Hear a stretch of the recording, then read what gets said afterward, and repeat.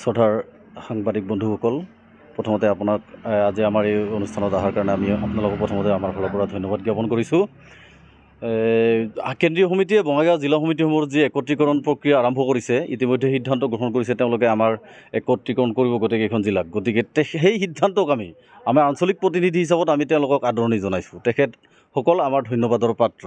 তেখেতসকলে যি নিৰ্দেশনা দিছে আমি তাক গুৰুত্ব সহকাৰে লৈছোঁ আৰু সহযোগ কৰিম।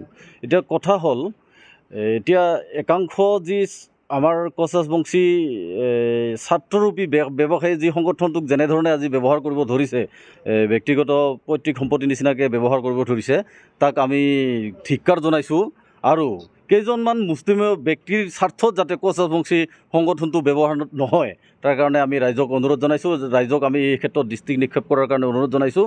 আৰু তেওঁলোকে যদি বাৰে বাৰে নিজৰ মুনাফা আদায়ৰ কাৰণে সংগঠনটোক যদি আকৌ বিভাজিত কৰাৰ কাৰণে চেষ্টা কৰে, তেতিয়াহ'লে তেওঁলোকে কিন্তু ৰাইজৰ কাঠগড়াত থিয় হ'ব লাগিব, এয়া স্পষ্ট।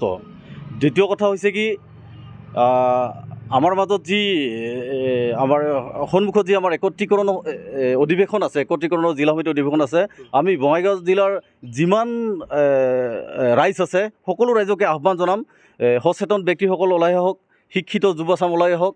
আৰু কেন্দ্ৰীয় সমিতিক আপোনালোকৰ জৰিয়তে অনুৰোধ জনাম, এইবেলি যাতে যিখন জিলা সমিতি গঠন কৰা হ'ব, সেই সমিতিত কোনো বিতৰ্কিত ব্যক্তিয়ে মূল পদবীত স্থান নাপায়, শিক্ষাগত অৰ্হতাৰ দিশত কিছু দৃষ্টি ৰাখিবলৈ আমি কেন্দ্ৰীয় সমিতিক অনুৰোধ জনাইছোঁ।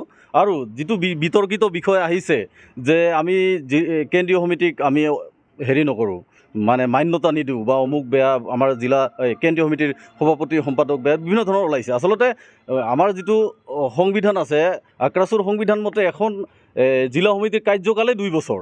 গতিকে 2 বছৰ কাৰ্যকাল উকলি যোৱাৰ পাছত তেওঁলোকে আৰু 5 বছৰ 6 বছৰত ধৰি দি আছে, তেওঁলোকে এতিয়াও পদবীটো এৰিব খোজা নাই। এয়া সম্পূৰ্ণ অসাংবিধানিক, আক্ৰাছুৰ পৰিপন্থী। আৰু এই চেগতে আৰু এটা কথা মানে তেওঁলোকক সকীয়াই দিব বিচাৰোঁ, তেওঁলোকে যদি বাৰে বাৰে কোচ ৰাজবংশী জাতিৰ আৱেগ অনুভূতিক, যিহেতু কোচ ৰাজবংশী ছাত্ৰ সন্থা, কোচ ৰাজবংশী ৰাইজৰ এটা মৰমৰ সংগঠন, গতিকে কোচ ৰাজবংশীৰ এই সংগঠনক যদি তেওঁলোকে বাৰে বাৰে আৱেগ অনুভূতিক যদি আঘাত সানিব খোজে, তেতিয়াহ'লে তেওঁলোকে কিন্তু ৰাইজৰ বিচাৰৰ কাৰণে সন্মুখীন হোৱাৰ কাৰণে কিন্তু সাজু থাকক। ধন্যবাদ।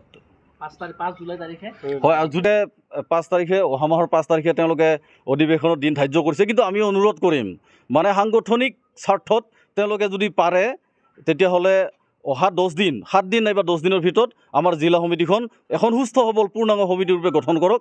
আৰু আমি সমূহ বঙাইগাঁও বাসী ৰাইজক আমি সেই সভাত উপস্থিত থাকিবলৈ আমি আমাৰ ফালৰ পৰা অনুৰোধ জনাইছোঁ। ধন্যবাদ। দাবী কৰাটো তেওঁলোকে চবেই দাবী কৰিব, দাবী কৰাটো স্বাভাৱিক। কিন্তু তেওঁলোকৰ সকলো সংখ্যক আঞ্চলিক তেওঁলোকৰ লগত নাই। আমি যি কথা পাতিছিলোঁ, বহুত সংখ্যক আঞ্চলিক আমাৰ লগত আছে, আমাৰ লগত কথা বতৰা হৈ আছে। আৰু কেন্দ্ৰীয় সমিতিয়ে এই ক্ষেত্ৰত নিশ্চয় ব্যৱস্থা কৰি আছে। গতিকে এখন সুস্থ সবল আমাৰ এই বছৰে, মানে এইবেলি এখন সুস্থ সবল বঙাইগাঁও জিলা আক্ৰাছুৰ সমিতি গঠন হোৱাটো খাটাং। প্ৰক্ৰিয়াটো কি ধৰণে হোৱাটো বিচাৰে?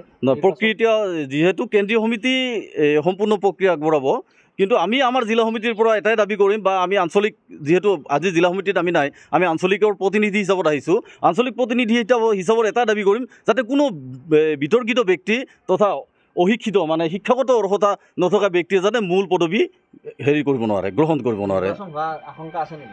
এতিয়া চাওক, সাংগঠনিক কেন্দ্ৰীয় সমিতিৰ সিদ্ধান্ত হ'ব। যদি প্ৰস্তাৱ বেছিকৈ আহে কিবা কাৰণত, যদি 4জন 3জন 2জনৰ প্ৰস্তাৱ সভাপতিৰ ক্ষেত্ৰত আহে, তেতিয়াহ'লে হয়তো হ'ব পাৰে। আৰু যদি কেন্দ্ৰীয় সমিতিয়ে ভালকৈ কৰি লৈ যায়, তেতিয়াহ'লে হয়তো নহ'ব পাৰে। এইটো কোনো মানে আজিয়ে ক'ব মানে পৰা কথা নহয়। আচলতে নিৰ্বাচন হ'লেও উপায় নাই, কি কৰিম। আৰু যিহেতু সাংবিধানিক নিয়ম আগে পাছে হৈ গৈছে, সেইটো কথা। যেনেকৈ বনায় কেন্দ্ৰীয় সমিতিয়ে, যেনেকৈ নিৰ্দেশত কেন্দ্ৰীয় সমিতিয়ে আৰু বঙাইগাঁও জিলা ৰাইজে যেনেধৰণে বনায়, আমি তেনেধৰণেই সাজু আছোঁ। ঠিক আছে।